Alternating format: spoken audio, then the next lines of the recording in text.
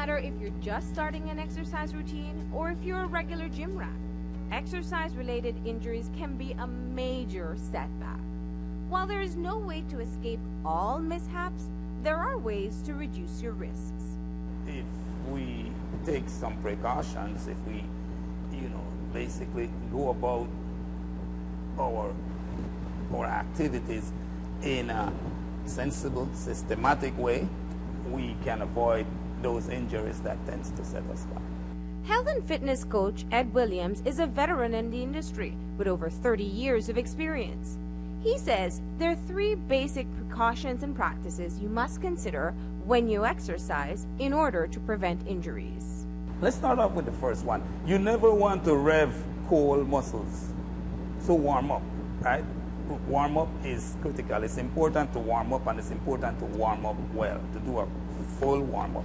I recommend maybe running intervals or warming up on the bikes, on the stationary bikes. Running, and you don't want to just run a distance like what I call slow state cardio. You want to start out with about, I would say, 50% of your all-out effort and flow, and maybe run for 60 meters and take your time and walk back.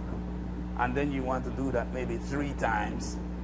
And then maybe when on your 4th interval now, you step up to about 60-70% of your all-out effort. And then you never want to go beyond 80% of your all-out effort. The second tip is to be realistic. Know where you are, how conditioned you are. Are you overweight?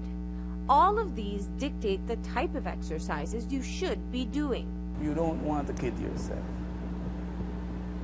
High impact exercises are for people, for younger people in good shape and that are at their ideal body weight, and that have a history and a background of workout and competitive sports. High impact exercise is okay only for that group of people. Anybody else, you want to avoid high impact like a plague, and for some people you want no impact at all, right? So a lot of injuries stem from people that are ambitious, right? They're overweight and they've been told by the doctor that they need to lose weight, and they come out and then they have some trainer, inexperienced trainer, that pushes them and have them. No, the thing to understand is if you are 200 pounds or more and you are running, whenever your feet hits the ground, it hits the ground with a force of 3 times your weight. So the impact there is 600 pounds. You're 200 times 3, 600. So now imagine what's happening to your ankle and your knees. They're taking all that shock. So you can't do that. If you're new to exercise, focus on building your strength slowly. Walking is safer than running, and resistance training using your body is usually safer than the barbells and dumbbells at the gym. Build your way up to more intense exercises. Lastly, give your body time to rest. This is something that a lot of people, that's in their blind spot. A lot of trainers don't even reflect on this. No, we get away with it because for the most part, usually life gets in the way, so we have to take off a week for whatever reason anyway. Especially if you're doing high intensity interval training. You should work for 12 weeks and then take 1 week off. Give your body 1 week with maybe go do yoga or something. Yoga is very good for helping your muscles to recover, giving them back their elasticity, and giving them basically their beauty.